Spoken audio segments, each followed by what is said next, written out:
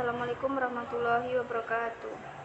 Alhamdulillahirrabbilalamin. Puji dan syukur marilah kita panjatkan kehadirat Allah Subhanahu wa Ta'ala yang mana telah melimpahkan rahmat, taufik serta hidayahnya kepada kita sekalian sehingga kita bisa berkumpul di ruang Google Meeting ini dalam keadaan sehat walafiat.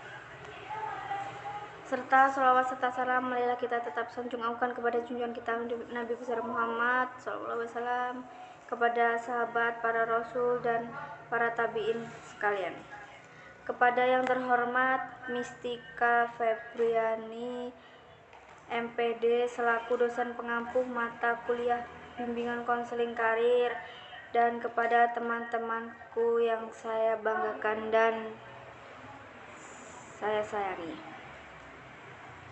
Nah, izinkan kami dari kelompok 1 ingin mempresentasikan hasil diskusi kelompok kami yang berjudul yaitu tentang perkembangan teori karir periode pertengahan Anne Roed, Donald, dan E. Super.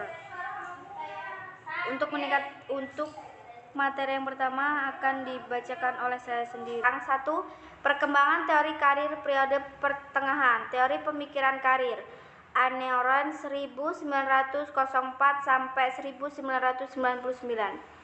A. Teori perkembangan karir Anne Roed 28 Agustus 1904 sampai 28 Juni 1991. Adalah seorang dosen di University Arizona, sekaligus juga psikologi ternama Amerika. Karyanya yang terkenal adalah The First Choice of Occupation 1959. Anne Roed mengemukakan pandangannya sebagai berikut. Pola pengembangan arah pilihan jabatan terutama sangat ditentukan oleh kesempatan pertama, yaitu pada masa bayi dan masa awal kanak-kanak, berupa kesan atas perasaan puas dan tidak puas. Selanjutnya akan terus berkembang menjadi suatu kekuatan yang berupa energi psikis. B. Tahap perkembangan Anne Roed. Teori Roed atau biasa disebut sebagai a nature approach the career choice atau teori pemilihan karir dengan pendekatan kebutuhan, memandang pilihan karir seorang dipengaruhi oleh 3 komponen yang mendasar dalam hidup. Ketiga komponen tersebut adalah sebagai berikut. 1. Pengaruh hereditas terhadap putus karir. Roed memandang bahwa pada prinsip individu memiliki berbagai potensi bawaan yang akan menentukan sifat, minat, bakat, dan temperamen. Yang kedua yaitu pengalaman masa kecil. Masa kecil berbagai pola asuh yang diterima individu pada masa anak-anak akan mempengaruhi bagaimana pilihan karirnya di masa depan. Selain itu, suasana dan iklim yang ada di keluarga juga memiliki kontribusi besar terhadap pilihan karir individu. Yang ketiga yaitu kebutuhan-kebutuhan manusia. Secara hierarki Maslow menyebutkan motif kebutuhan individu dalam Al-Wisal 2012.204 sampai 206, yaitu kebutuhan fisiologis, kebutuhan keamanan, kebutuhan dimiliki dan dicintai, kemudian kebutuhan harga diri, dan kebutuhan aktualisasi diri. Yang C yaitu pilihan karir berdasarkan teori Roed. Roed menggolongkan seluruh jabatan atas 2 kategori dasar dalam Winker dan Hastuti 2007.630, yaitu person oriented, pekerjaan yang berorientasi pada kontak dengan orang lain, misalnya orang-orang yang suka bekerja bersama dengan orang lain, dianggap cenderung demikian karena menghayati kebutuhan dan kuat untuk diterima baik oleh orang-orang lain. Nah, untuk materi yang selanjutnya akan dipresentasikan oleh Wanda Rosalena. Waktu dan tempat dipersilahkan.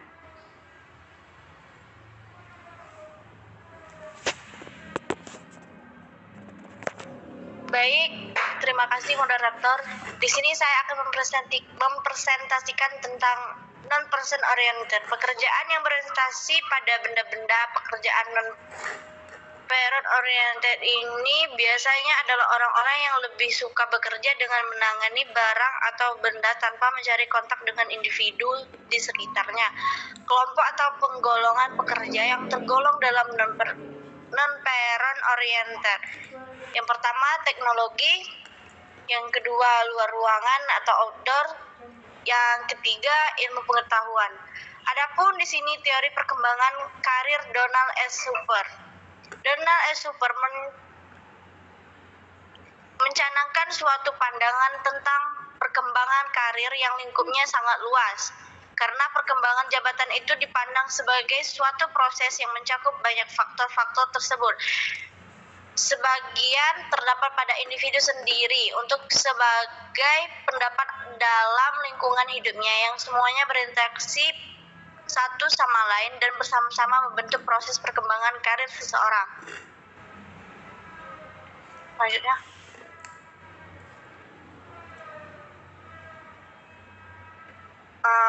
Baik, saya kembalikan kepada moderator.